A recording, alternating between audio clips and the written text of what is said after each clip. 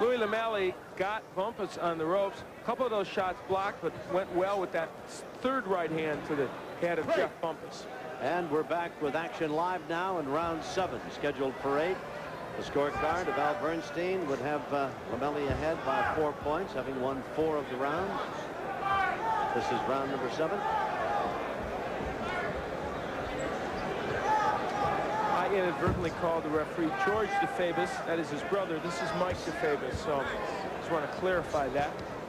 Right hand caught Bumpus flush in the forehead just as he was coming in, and he just kind of squatted a little bit, staggered back, and comes on to press the action again. The opening round and rounds 2 and 3 that followed, boy, there was a blow struck about every 3 seconds and a solid shot from everybody. It has slowed a bit in tempo this bout since then. Lomeli chopping away with that left hand occasionally as Bumpus tries to work his way inside.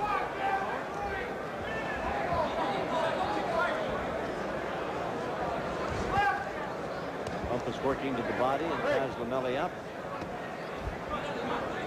7th round scheduled for 8. And there's been a lot of that. Holding, wrestling, DeFabis cautions Bumpus to keep his head up.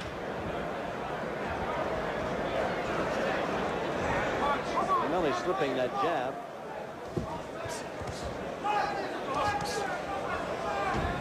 Lomeli scoring to the body as Bumpus missed a right hand to the jaw, and they close.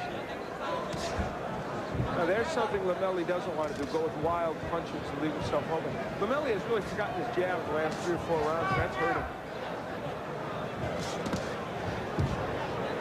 Round number 7, and aside from a bloody nose that Lomeli has had almost from the time he stepped in the ring, why, neither fighter is marked. Neither's been down, though Bumpus appeared to be a candidate for the canvas in round number 2. It's one of the few times I've seen Jeff Bumpus in that kind of trouble, too, but he was able to weather it because he's a good veteran fighter. Round 7 and a lot of holding and grabbing. Some wild swinging and not much in the way of action. There was a clubbing left hand thrown by Lomeli, and he works to the body as DeFabis tries to come between the two. Seconds ticking away. We're coming to the end of round number 7. All right, 8th and final round after this. Holiday Inn introduces Business Choice, a unique program of cost controls and travel benefits for growing companies. I've got 20 people on the road. Special corporate rates from Business Choice save my company big bottom line dollars. With Business Choice, my employees get corporate rates and benefits throughout the world. Business Choice saves our company time and money on T&E with one concise monthly statement. Business Choice benefits begin with our money-saving worldwide corporate rates at nearly 1,700 Holiday Inn hotels and Holiday Inn Crowne Plaza hotels throughout the world. And when you qualify, this Holiday Inn Preferred Corporate Traveler Credit Card can help you control your cash flow and expenditures.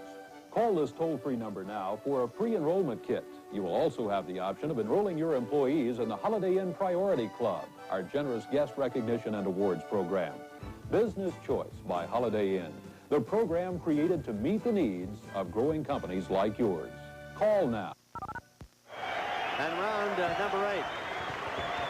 And they come out with the enthusiasm they had in round 1. DeFabis, the referee, separates the two. Jeff Bumpus in red, Louie Lomeli in blue, and that is a push and a shove that sends Bumpus, a victim of his own momentum as much as anything, to the canvas. You've got Lomeli ahead on all counts. Al Bernstein? Yeah, I do have him ahead. I don't have the count here at the moment. He's ahead by a couple of points for sure, 3 or 4 points, I imagine. Either man has been done. Bumpus, the shorter of the two men, the southpaw. And they fall into still another clinch.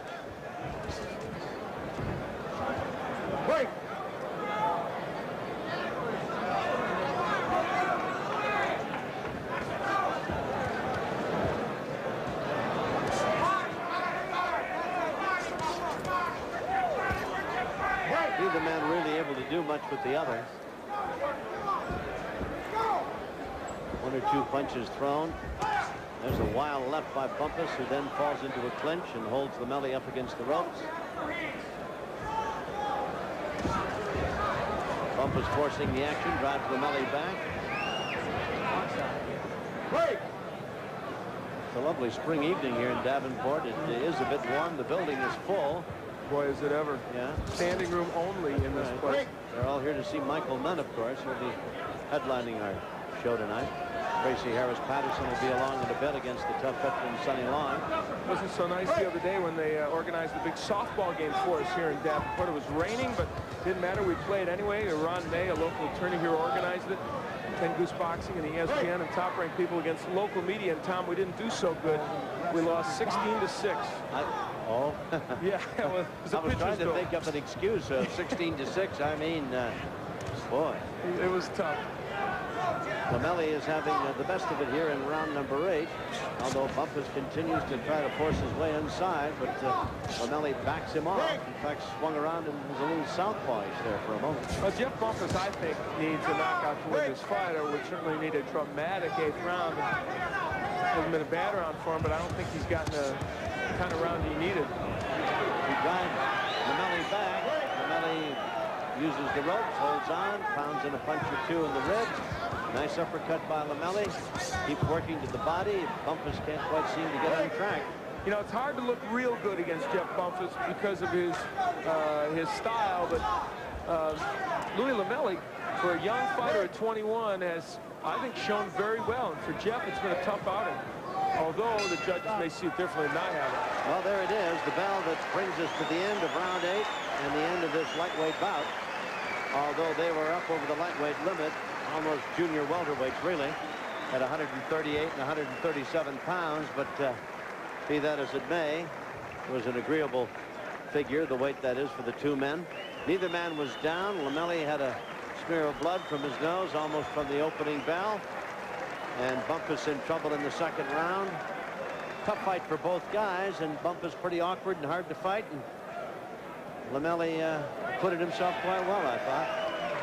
Bumpus talking to the crowd. He's a volatile, pleasant guy. Boy, he's very much involved in what he's doing, and you had Lomeli a 3-point winner in the bout. Well, we'll see how the judges see it. I thought Louie Lomeli scored more effectively. I thought he scored more often, and he dealt with the awkward style of Bumpus pretty well. I really think he used the uppercut, the left hook very well, and for that young man, he's not a finished product yet, but at 21, you wouldn't expect him to, but he's got some good boxing skills, and we'll see what the judges think of his skills as well as what Bumpus did tonight.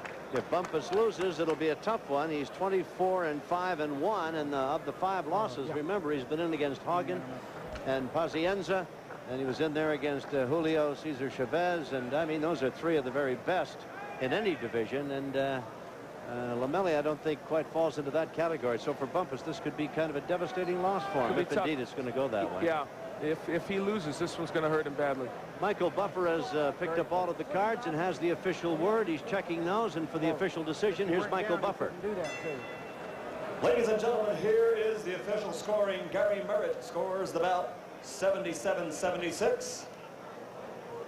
Sonny Duncan has it 79-75.